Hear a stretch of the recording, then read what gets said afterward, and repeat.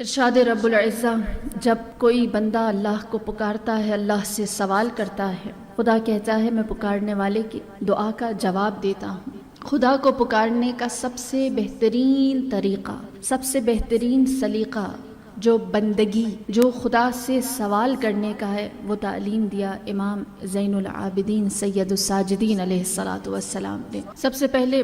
دعائے صحیفہ سجادیہ پڑھنے سے لازم ہے کہ ہم جانیں دعا کیا ہے۔ آیا دعا صرف خدا کے سامنے اپنی حاجت رکھنے کا نام ہے کہ ہم اللہ سے کہیں ہمیں یہ چاہیے، یہ چاہیے، یہ چاہیے، یا پھر اللہ سے مدد مانگنے کا نام ہے؟ دیکھیے، دعا گرچہ ایک ایکشن ضرور ہے، ایک عمل ضرور ہے، لیکن اصل میں دعا ایک کیفیت کا نام ہے، ایک ایسی کیفیت کہ جب انسان دنیا کی ہر دوسری امید، ہر دوسرے سہارے، ہر دوسرے آسرے، ہر دوسری چیز سے اپنے آپ کو توڑ کر جب اس کیفیت، اس سچویشن میں آ جائے، جان جائے کہ صرف خدا ہے جو دے سکتا ہے، صرف اللہ کی ذات ہے جو عطا کر سکتی ہے، اور جب یہ بات ادھر سے دل سے نکلنی شروع ہو جائے اور صرف اس خدا سے مدد لی جائے یا اس کے سامنے حال دل بیان کیا جائے یا اس کو پکارا جائے یا اس کو یاد کیا جائے، یہ دعا ہے۔ دعا لسٹ آف حاجات کو رکھنا نہیں ہے، دعا اپنی ضروریات کو خدا کے سامنے بیان کرنا نہیں ہے،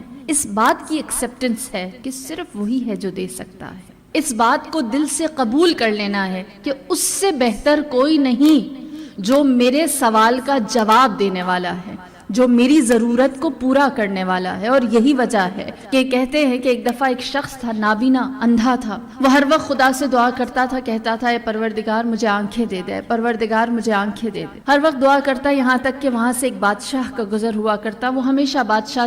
دیکھتا کہ نابینا ہے، دعا مانگتا رہتا ہے، کہتا رہتا ہے آنکھیں دے دے، سال ہا سال سے گزر رہا ہوں، اتنے عرصے سے دیکھ رہا ہوں، مسلسل ایک ہی دعا خدا سے کر رہا ہے، آنکھیں دے دے، اور اسے آنکھیں نہیں ملتی۔ یقیناً یہ دل سے خدا کو پکارتا نہیں، اس ایمان سے خدا کو پکارتا نہیں کہ وہی آنکھیں دینے والا ہے، بس ایک لقلقائے زبان کی حرکت ہے، ایک رٹا رٹایا جملہ ہے جو کہتا ہے۔ لہٰذا بادشاہ ایک دفعہ اس کے پاس گیا اور کہنے لگا اے فقیر، کتنے سالوں سے اللہ سے آنکھیں مانگ رہا ہے؟ اس نے کہا جب سے ہوش سنبھالا ہے اللہ سے ایک ہی دعا کر رہا ہوں، آنکھیں دے دے، آنکھیں دے دے، وہ نہیں دیتا۔ بادشاہ نے کہا میں جا رہا ہوں سفر پر، جب میں سفر سے واپس آؤں تو تیرے پاس آنکھیں ہوں، اگر تیری یہ دعا اس وقت تک قبول نہ ہوئی، اگر اس وقت تک تو بینا نہ ہوا، میں تجھے مار دوں گا، میں تجھے قتل کر دوں گا۔ اب جیسے ہی اس کو یہ لگا کہ زندگی اور موت کا مسئلہ ہے، اب تو خدا سے مانگ کر ہی رہنا ہے، دنیا کا کوئی بھی ڈاکٹر، کوئی بھی معالج، کوئی بھی طبیب، کوئی بھی علاج کرنے والا مجھے آنکھیں نہیں دلا سکتا سوائے اس کے۔ لہٰذا اس نے اللہ کے سامنے ایسا گڑ گڑایا کہ صرف آنکھ سے آنسو نہیں، بدن سے پسینہ بھی نکلا، اور وہ خدا سے کہنے لگا پروردگار اب تو دے ہی دے، اب مجھے واقعتاً آنکھوں کی ضرورت ہے، اب تیرے سوا کوئی دوسرا نہیں دے سکتا۔ جیسے ہی اس نے حقیقتاً دل و جان سے اس خدا کے سامنے اس یقین کے ساتھ کہ اب اس کے سوا اور کوئی نہیں آنکھیں دے سکتا، اسی لحظے اس کی بینائی واپس آئی اور وہ بینا ہو گیا، اس کی آنکھیں اس کو مل گئی۔ بس دعا ایک عمل نہیں ہے جو کرتے رہنے کا ہے، جو خدا سے پکارتے رہنے کا ہے، بلکہ دعا ایک کیفیت ہے جس میں اللہ کو اپنے سامنے حاضر سمجھ کر انسان اپنی حاجت کو رکھتا ہے۔ بس کسی بھی انسان کی، کسی بھی مومن کی جو دعا خدا کے نزدیک جائے، اسی لیے آداب دعا میں سے یہ ہے کہ سب سے پہلے خدا سے ان چیزوں کا تذکرہ کیا جائے جن کا تذکرہ کیا جانا لازم ہے، جن کا تذکرہ کرنا ضروری ہے، جس میں سب سے پہلے خدا کی حمد ہے۔ اب جانتے ہیں رسول خدا کو معراج عطا ہوئی، قاب قوسین کی منزل ملی، اللہ نے نور جمال اپنا ظاہر کیا، اور جب نور جمال الہی ظاہر ہوا رسول کے سامنے، آپ نے خدا کی ذات کو قاب قوسین کی منزل پر اس کے نور کو دیکھا تو خدا نے کیا کہا؟ اے محمد میری حمد کیجئے، میری تعریف کیجئے۔ قربت الہی خدا کی حمد میں ہے، اللہ کی تعریف میں ہے، اس کی حمد و ثنا میں ہے۔ اسی لیے ہم دیکھتے ہیں کہ جب نماز کا آغاز کرتے ہیں تو سورہ حمد سے خدا کی حمد کرتے ہیں، جب حج کا آغاز کرتے ہیں سورہ حمد سے خدا کی حمد کے ساتھ کرتے ہیں، روزہ افطار کرتے ہیں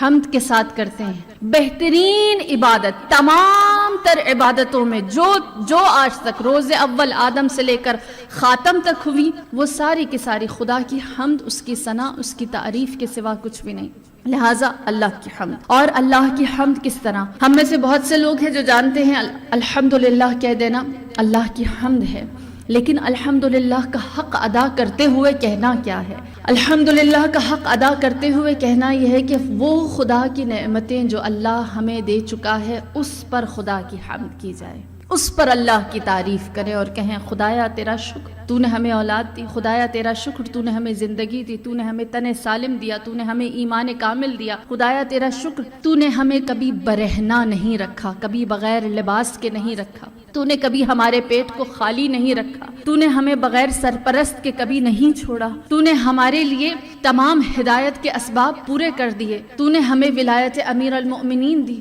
تو نے ہمیں دیکھنے والی سمجھنے والی آنکھ اور عقل دی۔ الغرض جتنی بھی نعمتیں موجود ہیں ان کا شکر ادا کیا جائے، اور پھر اس کے بعد خدا سے یہ کہا جائے پروردگار جیسا کہ تو دیتا آیا ہے ویسا ہی تو دیتا رہے، جس طرح تو نے عطا کیا ہے اسی طرح پھر خدا کے فضل اور اس کے احسان کو یاد کیا جائے۔ لہٰذا جب آداب دعا جانتے ہوں کہ اس خدا کی حمد اور وہ نعمتیں جو عطا کر چکا ہے، یقین جانیے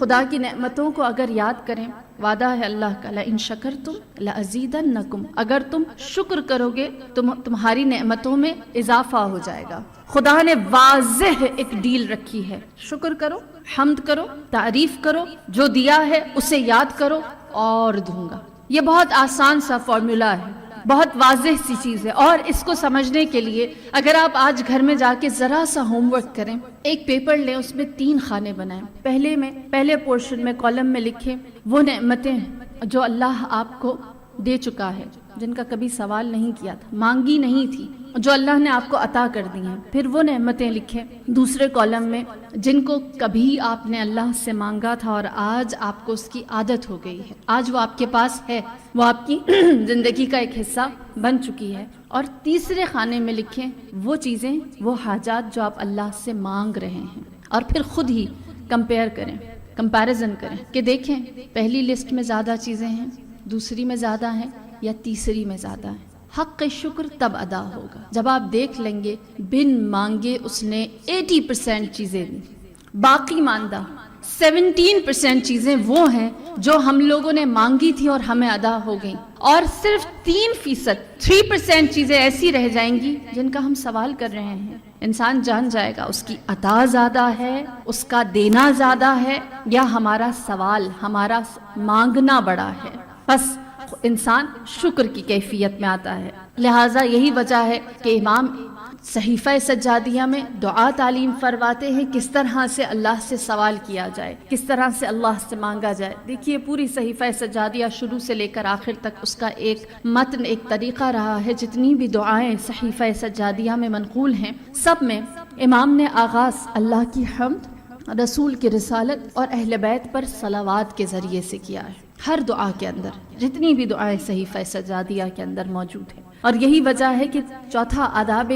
دعا اہل بیت پر درود بھیجنا ہے، ان پر سلام بھیجنا ہے، ان کی سلامتی کی دعا کرنا ہے۔ اور یہ درود و سلام کیوں بھیجا جاتا ہے، کیوں ہمیں اتنا تاکید کی جاتی ہے کہ ہم ان پر درود بھیجیں؟ سورہ احزاب کی آیت ہے، پروردگار عالم درود کی وجہ، صلوات کی وجہ بتاتا ہے اور کہتا ہے هو الذی یصلی علیکم وملائکتہ لیخرجکم من الظلمات الی النور۔ جب تم لوگ خدا کی ذات پر درود، خدا کی ذات کے کہنے پر، اللہ کے حکم پر، یصلی علیکم، آپ پر اے نبی صلوات بھیجتے ہیں، اور آپ کے ملائکہ آپ پر صلوات بھیجتے ہیں، لیخرجکم من الظلمات الی النور، تاکہ تمہیں نور، ظلمات سے، تاریکی سے، اندھیرے سے نکال کر نور کی جانب لے آئیں۔ ہم جانتے ہیں ہمارا جو دنیا میں ایک دوسرے کو سلام کرنا ہے، یہ بھی ایک طرح سے وہی چیز ہے۔ السلام علیکم کہنا بھی سلامتی کی دعا ہے، صلی اللہ کہنا بھی سلامتی کی دعا ہے۔ لہٰذا کیا وجہ ہے؟ فرض کیجئے اگر میں آپ کے اوپر، آپ میرے اوپر سلام بھیجتے ہیں تو یخرجکم من الظلمات الی النور، وہ انسان کو ظلمات سے نکال کر نور کی جانب لے کر آتا ہے، انسان کی پستیوں کو بلندیوں میں بدل دیتا ہے، انسان کی ظلمت کو، تاریکی کو نور میں بدل دیتا ہے، انسان کی کے لیے سلامتی کا باعث بنتا ہے، اور یہی وجہ ہے کہ سلام بھیجنے والے کو اتنا ثواب نہیں ہے جتنا جواب دینے والے کو ہے، کیونکہ اس نے اس سلامتی کو قبول کیا ہے۔ اگر میں آپ پر سلام بھیجوں یا آپ مجھ پر سلام بھیجیں، میں ظلمت میں ہوں، آپ کے سلام سے میں ظلمت سے، تاریکی سے نکل کر نور میں آ گئی۔ میں پستی میں ہوں، آپ کے سلام نے مجھے پستی سے نکال کر بلندی پر رکھا۔ میں مشکل میں ہوں، آپ کے سلام کی وجہ سے میں اس مشکل سے نکل کر سلامتی میں آئی، کیونکہ آپ نے ایک ایسے وجود کے اوپر سلام بھیجا ہے جو ظلمت میں ہے، جو پستی میں ہے، جو جہالت میں ہے، جو تاریکی میں ہے، جو مشکل میں ہے، اس کو آپ نے سلامتی دے دی۔ لیکن اگر کوئی ہم جیسا گناہگار کسی نور کے اوپر سلام بھیجے، جو پہلے ہی نور سے بنا ہے، جو وجود ہی نور ہے، جس کے نور سے اللہ نے زمین اور آسمان کو بنایا ہے، تو یقیناً اس کے نور میں اضافہ ہوگا، اس کا نور اور زیادہ ہوگا، اس کا علم بڑھ جائے گا، اس کا مقام زیادہ ہوگا۔ اور کیا کہنے، اگر نور نور پر سلام بھیجے، اگر نور نور پر صلوات کہے، اگر نور نور کو ظلمات سے نکالے، اگر نور نور کے نورانیت میں اضافہ کرے،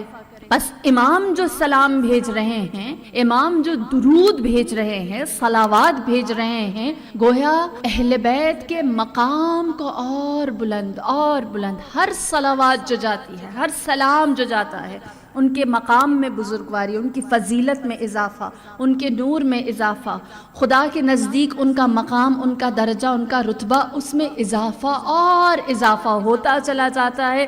یہی وجہ ہے کہ ہم کہتے ہیں کہ جو فضائل، جو علم، جو مقام، جو مرتبہ اہل بیت ہے، وہ کسی کی سمجھ میں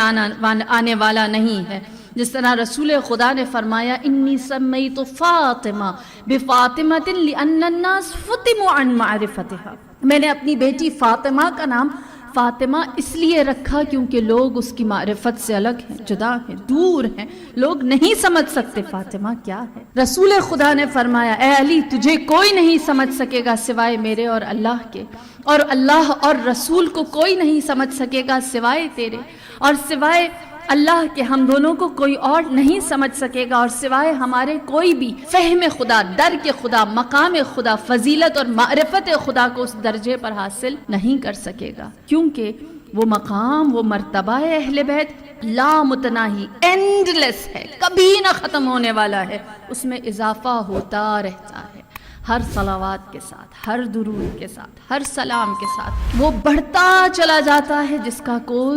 کی کوئی انتہا نہیں ہے، جس کی کوئی لمٹ نہیں ہے، جس کی کوئی حد نہیں ہے۔ لہٰذا اسی لیے امام فرماتے ہیں کہ آداب دعا میں سے یہ ہے کہ اپنے آپ کو us and less, us eternal فضیلت سے جوڑ دو، اپنے آپ کو اس سے منسلک کر دو، اپنے آپ کو اس سے کنیکٹ کر دو، اور پھر خدا کے سامنے اپنی حاجت کو رکھو۔